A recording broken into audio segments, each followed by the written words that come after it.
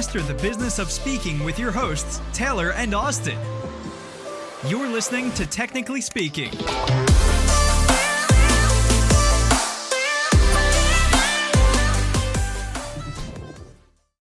Welcome to another episode of Technically Speaking. This is Taylor, and today Austin and I are talking with DJ, speaker, entertainer extraordinaire, Rob Ferre.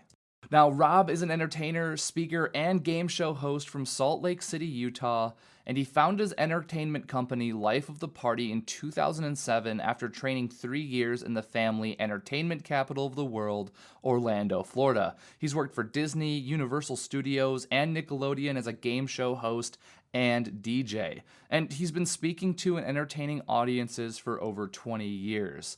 Now, we wanted to bring Rob in to talk to us about how to engage, educate, and entertain your virtual audiences. And in this episode, Rob goes into detail about how we can further gamify the experience and go beyond polling and live chat in your presentations. We hope you love this one. I guarantee you're going to want to stick around until the end. And we're live. Rob, welcome to the show, man. It's great to have you. Yeah, I'm excited to be here. The Speaker Flow family. Excited to be. Austin and I actually share the same state, so that's fun. That is fun. Yeah, it's a beautiful place. It's a good place to be. Represent. For all you Utah listeners out there, we love you. Let's get together sometime. Also the home of eSpeakers. eSpeakers based out of Utah as well. True. Home of the famous Jason Hewlett, Ty Bennett, Dan Clark, Chad Hymas. We have some amazing people here in this area. That's right. Only the best. I think we're all as speakers are just going to have to flock to Utah and just live there. I think so. Yeah, why not? It's a good plan. Why not? So, Rob, man, we've known you for a while now, and our listeners may or may not have, but we always like to kick off the show with the background question, the backstory, right? Like, how did you get into the crazy world of speaking? What led you here? And more importantly, why did you stay? Why did I stay? So here's the thing is I have a weird origin story. I have an entertainment background. I graduated from college in 2003 in broadcast communications. I wanted to become like a weatherman or a TV guy or a sports reporter, something. And I had this terrible experience in college where I had to cover a murder the night of the Super Bowl when my beloved Tampa Bay Bucks won, and they have won again. It's all come full circle, right? So the last time they won, and I covered that murder, and I was like, I don't want to cover murders. And so I graduated from college, and I moved to Orlando, Florida, with hopes of making my dreams come true working for the Mouse. And I got my first speaking gig working for the Mouse, working in a parking lot. You're like, working in a parking lot? How does that work? So I was the guy on the back of the tram as you came into the park, and I was like, you have parked your car in Goofy 55. Lower your head, watch your step. This is a family theme park, and all these stupid things, right? So I call that my first speaking gig because I got paid to speak on the back of a tram. Then I parlayed that job into working at the Jungle Cruise. Yep, I was a Jungle Cruise skipper making the cheesy jokes as you go around, and it was a lot of fun. And I was there for about 3 years, so I dived into the world of entertainment as a DJ performer. I actually cut my teeth as an entertainer DJing for people while they waited in line for a ride. Like, that's what I did. That was my first job. And I was there for years. I also worked at Nickelodeon, where I was a game show host there. And so it was a lot of fun. And I was like, I'm going to go back to Utah, and I'm going to bring this business back to Utah, and it's going to be amazing. And so I came back to Utah, and I started my business called Life of the Party, which is primarily DJ entertainment. And I started that in 2007. So 14 years ago, I moved back to Utah. And then I started accidentally doing, and I say accidentally, my sister-in-law said, hey, you're going to do a red ribbon assemblies for us. Okay, so I went to her school, and I did a red ribbon assembly, and that was my first, speaking in front of an audience, like traditional speaking. And that's kind of how I got into speaking for schools. But I didn't realize what speaking was until I joined the National Speakers Association. And that's when it all changed. And that was about 6 years ago. And that's when I really wanted to stay and dive in, because then I came to that. And I was like, this is my tribe. Because I met a friend, Lita Green, who spoke at an event I was emceeing for free. And when I was emceeing, I was like, you are legit. You're amazing. She's like, I know. And if you know Lita Green, you get that. And so she invited me to come to NSA. But it was after I saw a post on Facebook of her at the NSA Christmas party where they had Tim Gard teaching them how to play the nose flute. And so I always tell people it's because of the nose flute that got me into NSA. I wanted to be a part of a club where people were teaching each other how to play the nose flute. It's a good skill. That's the nose flute, in case you're wondering. For those who are listening, that is the nose flute. And I That was play impressive, the nose by flute. the way. Let's just take a moment because you just have that on hand, by the way, just hanging out. Like no, that's I just have something it. you resort to regularly. No, it's just like the one thing I have. And so I always play it. It's like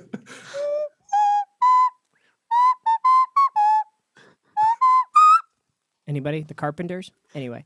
So I wanted to be a part of a club.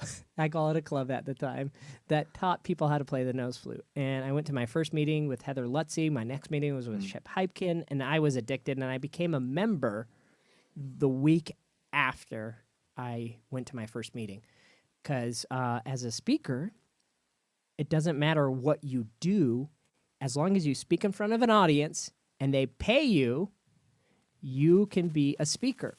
So I spoke in front of audiences, not in the traditional keynoting form, not these huge conferences, but I did a variety of events. I emceed, I did assemblies, I emceed weddings, and so I thought, I actually qualify. And I think a lot of people don't join NSA because they're like, oh, I don't know. Do I qualify?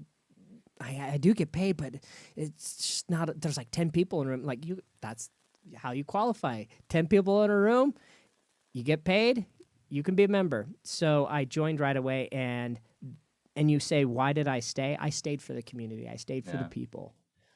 That's why I'm still trying to figure this speaking thing out. But I love it so much. And I'm a sucker for the stage. And so give me a stage, give me a way to perform and be in front of people. That's why I do it. A lot of people have more noble reasons. I came into speaking because I wanted to change the world. I wanted to be on stage, and if there's something noble about it, I want to create an energy and an enthusiasm that stages need more of, to put it simply. And so I do that through keynoting as an MC, through gamification, and just through interactivity and fun. I love that about you. And you know, you say that you didn't do it for a noble reason. And correct me if I'm wrong, but I imagine it's like, in a lot of ways at least, really less about you and more about the way you move the audience. Am I wrong about that? Like, do you get the high off of seeing people enjoy themselves and have fun and like learn something, hopefully? Yeah, I do. I do get a lot of enjoyment from it. Right now, when you say see people, right now, all I do is I see the chat. That was fun. People, all I see is comments in the chat. But I still get a lot of fun. The great thing about the chat when it comes to virtual, before we were seeing body language, right? We were seeing people nod their head, smile, laugh, or on their phones, right? But now in the virtual space, that nuance is lost, but now we can hear their thoughts. Isn't that crazy? Because you don't get that instant feedback with an audience like, that was amazing. I love that so much. What is your information, right? So there's pros and cons, right, to virtual versus live. But virtual, that's the cool thing about virtual is we can now hear instant feedback. And you're getting the love probably from like the 10 people who are paying attention, which is great. And then the people who aren't paying attention, who are asleep or on their phone or doing their emails, you can't see them. So you don't have to worry about them. And as speakers, sometimes we always focus on that guy on the front row who's on his phone, who looks unengaged, and you're like, that guy, I need to touch and get that guy. It doesn't matter anymore. For me, it's about the 5 people who actually paid attention. Sometimes it's more. but I actually DJ'd an event on Zoom where I was in this virtual lobby for 8 hours. And people would come into the virtual lobby. I direct them into breakout rooms, right? Hey, this breakout room's open. You can go over here. You can network. And then some people just stayed. And I remember there was like, most of the people had their cameras off, but they were listening and grooving. But one lady had her camera on and she was just like, and her name was Shirley. And I played Shirley from the Four Seasons. And I was like, that was for you, Shirley. And she was just like, I was like, I felt like I was playing to an audience of one, but she had so much just like delight on her face. I was like, that was worth it. So I don't know where we're going with this, but I just love being in front of audiences, and I love being able to give people opportunities just to check out, have fun, and also maybe learn something, as Austin said. That's so good. I'm glad that you mentioned virtual too, because there's no doubt that that's a poignant topic right now. And like, I want to dive deeper into this, but I found that a lot of people like really love virtual. Like, I will never go back to live if I don't have to. And then there's other people that absolutely hate it or outright refuse to do it. And I think that most people are in the middle somewhere, obviously. But do you find yourself leaning towards one side or another, like where you like virtual more than live, or vice versa? Well, virtual has given me the platform that I never thought was possible. Speaking was secondary to my DJ business. My DJ business was my primary income. And I wanted it, I had a goal that my speaking revenue would eclipse my DJ revenue. That didn't happen until what year? 2020. Nice. So most of my DJ events had to be live. Most of those were weddings, bar mitzvahs, even corporate events. And then once we went virtual, speaking shifted. And I love virtual in the sense that I can be anywhere in the world at any time, right? I spoke to a group in Armenia at the beginning of the pandemic, and I spoke to groups in Europe, and then I spoke to groups in California, Atlanta, whatever. I could be anywhere in the world. The coolest thing about virtual is you have more inventory. I now don't have to give up a day or an evening. I have to give up an hour and a half. Today I'm doing 2 virtual game shows. Now, one of them is for a group out of, the East Coast, and then one is for a group on the West Coast at Stanford, right? So if I was doing this live event at Stanford, my day is over, right? I gave away that one day. The inventory is gone for Friday. Now I'm just giving away an hour and a half, or 2 hours, depending on prep time. That's the beauty of virtual. I have more inventory. Next week, I'm going to be doing a 4-day event, but that's still during the day, right? But I still have my evenings free to take on more events. That's what I love about virtual. And I can be anywhere in the world, and my setup is fairly simple. Just turn on a couple of buttons. And for some people, for some speakers, oh my gosh, I have to set this up. I have to turn things on. Like for me, who have to set up DJ booths every weekend, this is a godsend. All I have to do is walk into my office and turn things on. Whereas with a DJ booth, you're constantly setting up your little fort and then taking it down, which requires hours before and after. Now with this, you don't. So I really like virtual because I can expand my network. I'm now working with people who are like, we need what you can do.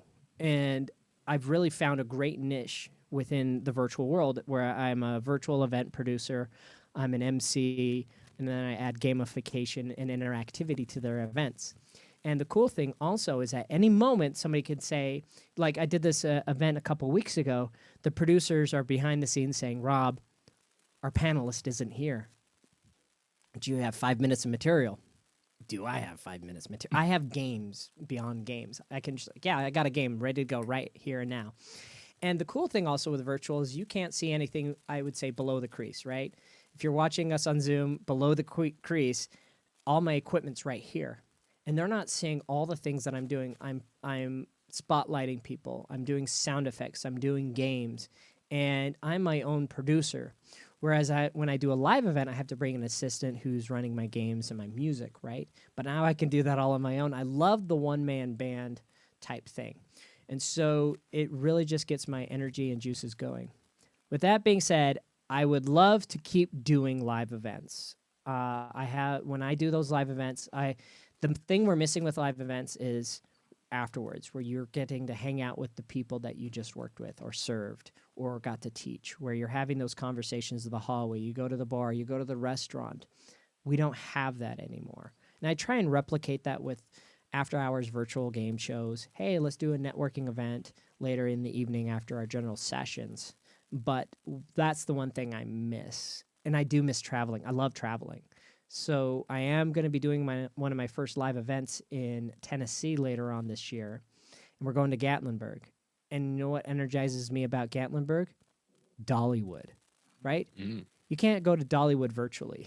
So that's what I miss. And so there's a juxtaposition, but what my hope is that these virtual events turn into live events in the future. But I think virtual is here to stay. A lot of people have found that it's so much easier to do virtual than to do it live. You don't have to pay for a venue, catering, and all that kind of stuff. But that human connection is what we severely need.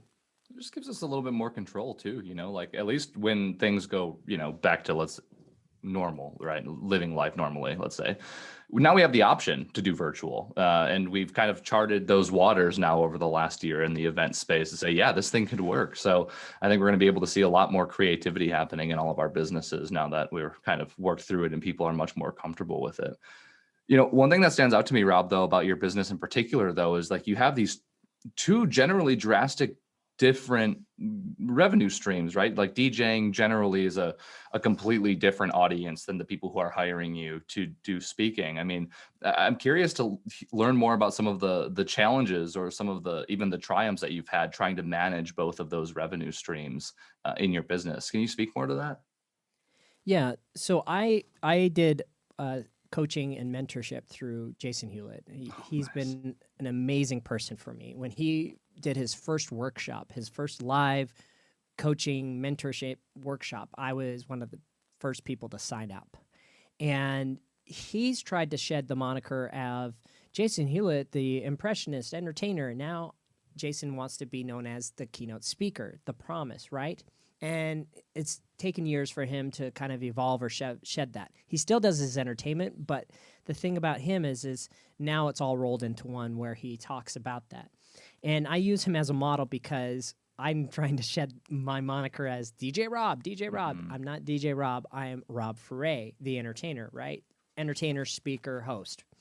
And that's what I'm trying to do. And so that's one of the hardest things, especially in the speaking community. Yeah. When I show up, they're like, "Hey, it's DJ Rob." I'm like, "Nah, now you're pigeonholing me, right?" It's like I didn't go to school to get my doctorate in DJing, right? And I know some people like, "Oh, I love to be known as, Dr. So and so." I don't put DJ on any of my branding, right? It's just Rob Ferre. DJing is a part of my business, and I actually represent other DJs in my community. So I'm also a talent agency for DJs here in Utah. And so what I'm trying to do is shift a lot of those events to them. And so the hard part is trying to find ways to kind of keep the automation going and keeping that momentum going, because my focus right now isn't much on weddings and DJing. It's more on the speaking. One, because I enjoy it more. Two, because I get paid a lot more.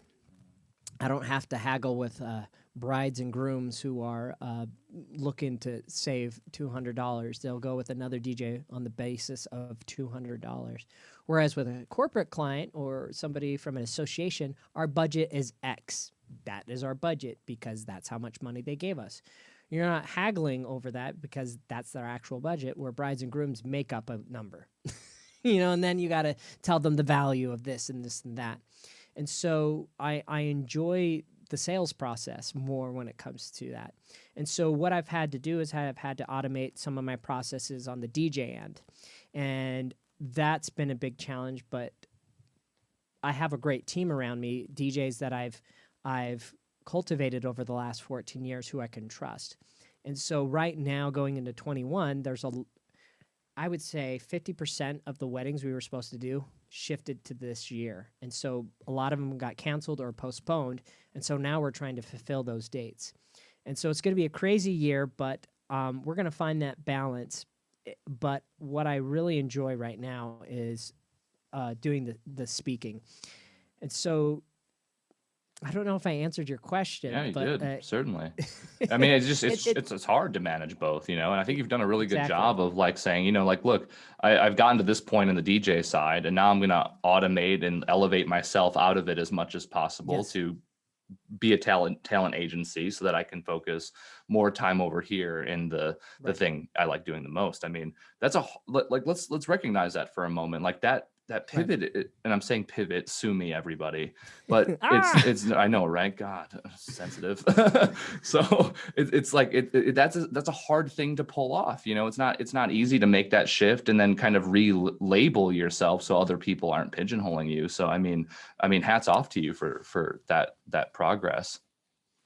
Thank you. Yeah, and I'm not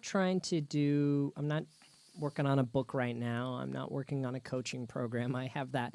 And I know a lot of people have different revenue streams. One of my revenue streams is the entertainment business. Mm-hmm. But I do consider the game show, which is the entertainment, still speaking, because that's where I've been doing the most of, is the game show. But it's a nice crossover, right, between the game show and emceeing, and it does lend its way to more events. And another person I highly admire in the speaking industry is Jeff Civilico, who went from doing the jungling. He still does it, but now he's known as an MC. And so these are things that I am looking to do. People like John Petz as well. These are my NSA heroes who started in entertainment or have entertainment-based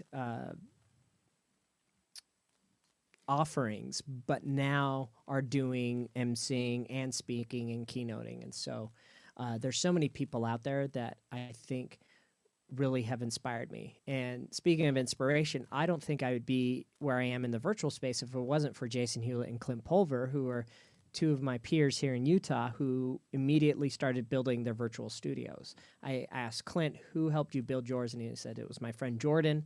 I immediately got in contact with Jordan and we collaborated. And if it wasn't for their foresight and saying, I need to go all in, that's what happens. And I talk about this in my keynote, which is be the first one on the dance floor. And it's about being an early adopter. There's what's called the law of diffusion of innovation. If you're familiar with this, it's a bell curve. And at the very beginning are the innovators, and then after that are the early adopters. Early adopters are the ones in the beta, right? Innovators are the ones that are leading the way. I would say I was an early adopter when it came to virtual, when it came to COVID. I saw what the innovators were doing, and I said, I need to do that. Because once I dived all in April, I was able to set myself up for the rest of the year. Hey, that foresight cannot be understated. And some of it's a gamble too, right? Like, let's not forget the fact that you're kind of taking educated guesses sometimes as to what's actually going to work. But I forget who says this, it's somebody, but they say in business, if you want to be successful, you should take risks and take them often. And I think that when we're presented with a challenge, right? I mean, it's sort of on us to make use of it and overcome it. And there's countless examples of people doing that and benefiting a huge amount on the other side. And I think that you're a good example of that, Rob. So, well, thank you. Yeah. It's you got to take those risks.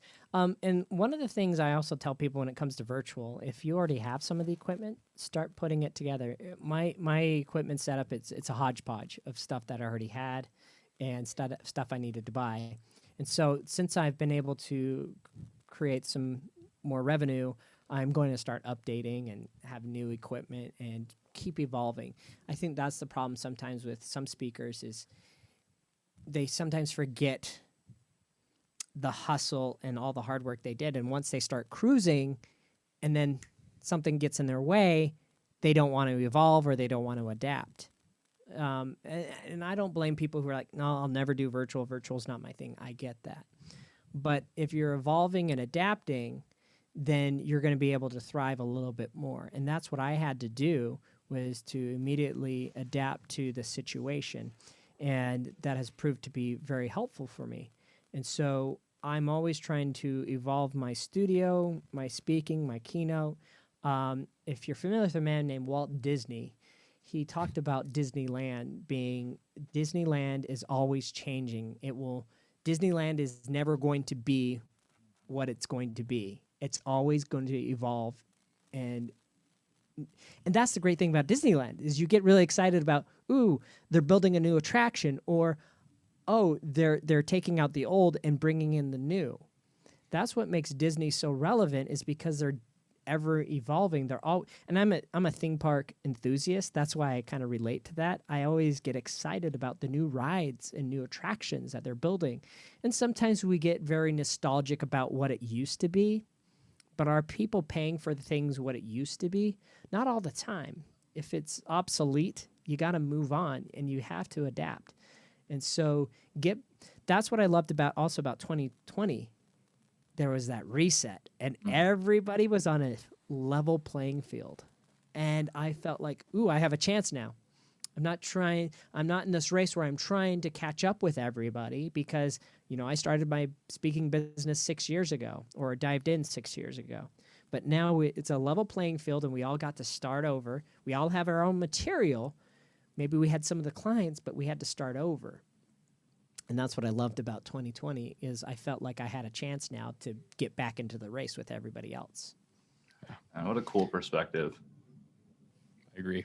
Those that take action get the benefit too. I mean, that's the thing, is doesn't matter how far ahead you are, you have to be willing to do what it takes when things go awry. And I don't know, comfort is a dangerous and slippery slope. It's good to be comfortable and it feels nice in the moment, but you have to be prepared to be uncomfortable and move through that if the challenge arises. And 2020, I think, taught us all what that actually means. Exactly. So, while we're still sort of in this virtual topic, I've got to ask you, gamification is something that you've brought up. You were an early adopter of the virtual world. Do you have any general tips or thoughts or anything that you'd like to share for speakers that maybe still aren't super comfortable with this new mode of doing things? Anything that you feel like could help them be more confident, let's say? Yeah. We talk about engagement all the time. It's a super big buzzword within the virtual speaking community. Hey, how can I engage my people? And there's so many ideas that have been rehashed and redone throughout this last year. And I think the most important thing for engagement is knowing your audience and knowing how to actually do something that is relevant to them. A lot of people saying, hey, I need a game. I need a way to engage my audience. What should I do? Well, you could do the rename game on Zoom, or you can do the either or game on Zoom. Right? And I've heard those over and over again. If your audience has never seen it, do it. But if you are just looking for a game just to kind of put into a square peg with a round hole, or vice versa. You gotta actually, however it goes, right? You're trying to do something that's not really relevant to them. And so I'm constantly creating new games for the audiences that I'm serving. And so customization is key.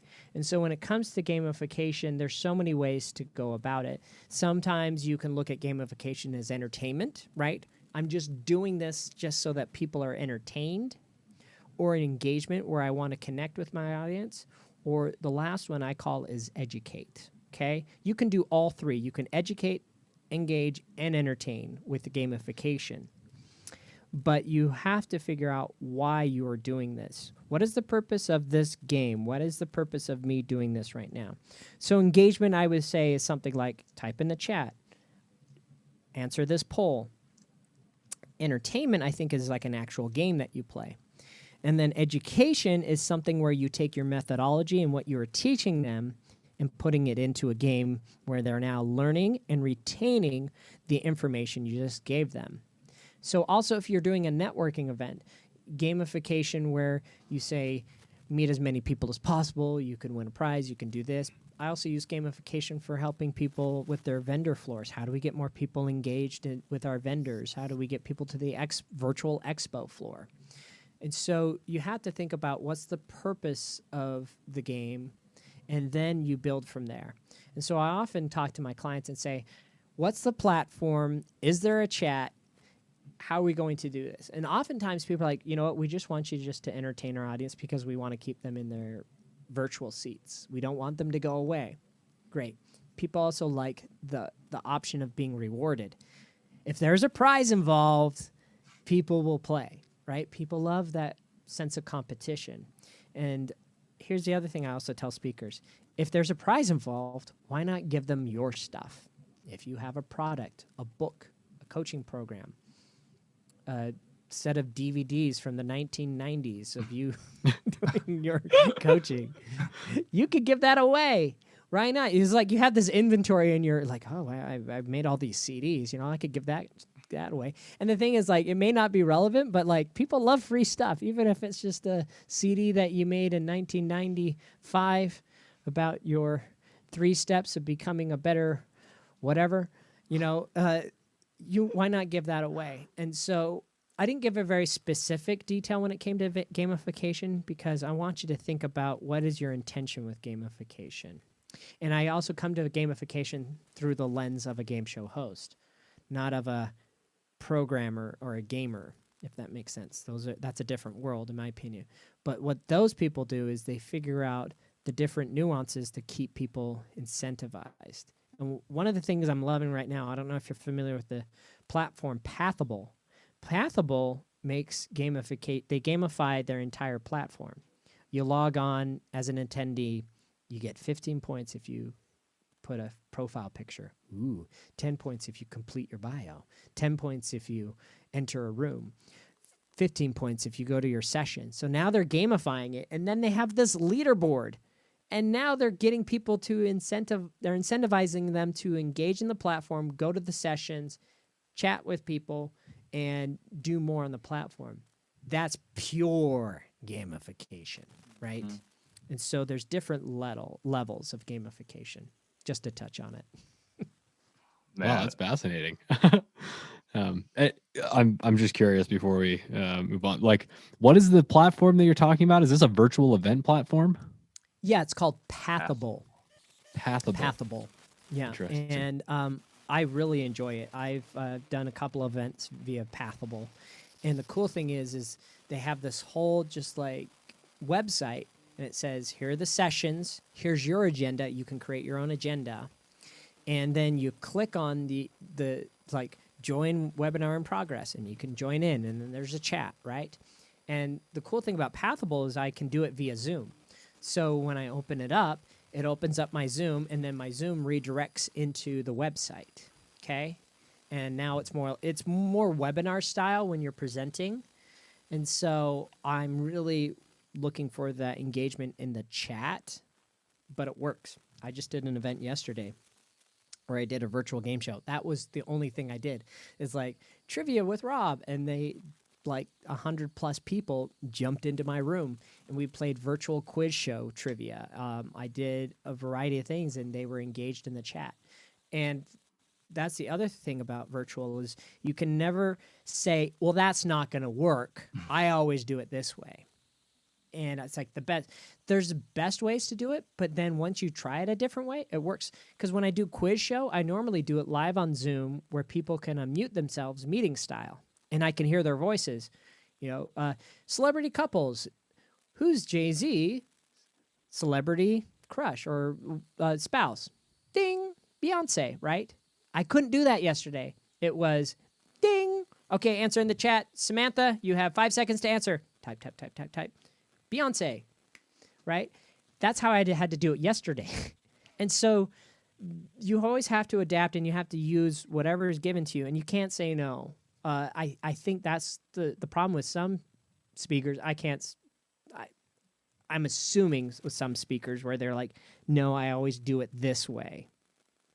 And for me, I'm never saying no. I'm like, okay, let's find a new creative way to use this platform, and let's find a way to engage the audience. And so engagement, there's so many different ways to do it, and you just got to adapt. Oh, man, it's just so many golden nuggets there. I mean, I think, to your point, Rob, we talked about this earlier, right? With the kind of innovator, the early adopters, the bulk, and then the people towards the tail end.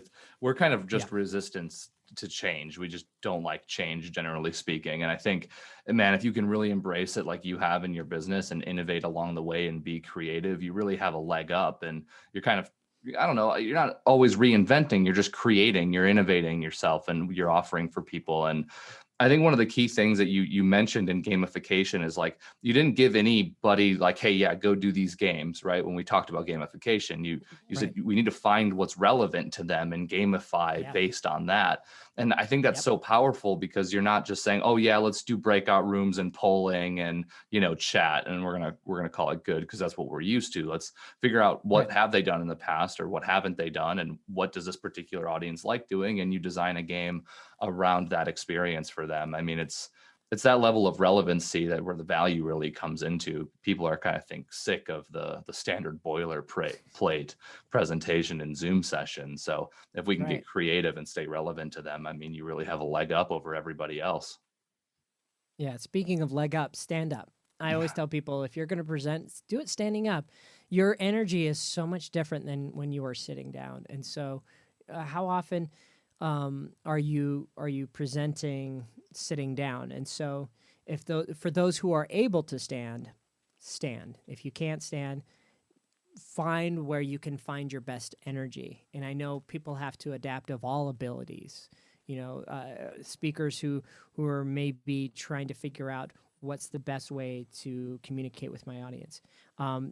Clubhouse is a great way as well, too. People are getting onto Clubhouse and speaking. That's all auditory. And so Clubhouse is another stage, which you can monetize in your own way. But there's so many different ways to reach people out there. That. What a value-packed episode, Rob. Thank you so much for coming on today. And, as you know, we're all about creating value for everyone listening here. What are some of the things you're working on right now that everyone can benefit from?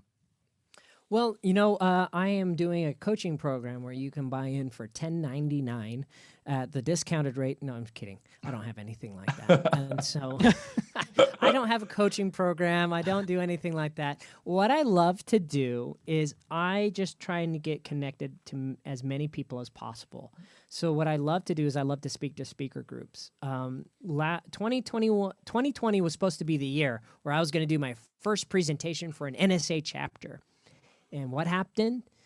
It went away, and I had to do it virtual. I was grateful to do it virtual, but I preferred to do it in person. But I was able to speak to over 10. I haven't done the actual numbers. Some people are like numbers people. I just do the tally. But I would believe it was at least over 10 speaker groups associated with NSA, even friends that I've met in NSA. But I've spoken to them on gamification and how to level up their presentations. And so multiple chapters have brought me in virtually to speak on that and how to do virtual engagement for their speakers. I speak on employee engagement, but not to speakers. But I also show them the ins and outs of my virtual space so they can see my actual virtual studio and what I'm doing and how I built it. Because I think I wouldn't be where I am today if it wasn't for other people showing me how they did it. And I got so many ideas and I adapted what they did into my studio. So the best thing that I love to do is connecting with other speakers in the space virtually. And speakers, we book a time and we have a conversation. And if it's just a half-hour conversation, that's great. And I don't charge for that time. I do charge for game creation and bigger conversations. But if it's just like a virtual cup of coffee, as they say, I love just connecting and learning what people are doing and how I can help them level up their virtual engagement. Awesome. Rob, you're an incredible person. I'll be sure all of the appropriate links are in the show notes below for people to connect with you and reach out. And hey, if you found this episode valuable, don't forget to subscribe, rate it. And if you want more awesome resources like this, go to speakerflow.com/resources. Thank you so much for chiming in. I just wanted to take a second to thank our sponsor, Auxbus. Auxbus is the all-in-one suite of tools you need to run your podcast. And it's actually what we run here at SpeakerFlow for Technically Speaking. It makes planning podcasts simple. It makes recording podcasts simple. It even makes publishing podcasts to the masses simple. And quite honestly, technically speaking, wouldn't be up as soon as it is without Auxbus. Thank you so much, Auxbus. And if you are interested in checking Auxbus out, whether you're starting a podcast or you have one currently, get our special offer, auxbus.com/speakerflow, or click the link below in our show notes. Thanks for tuning in today. Check the show notes for more info and see you next time. Later.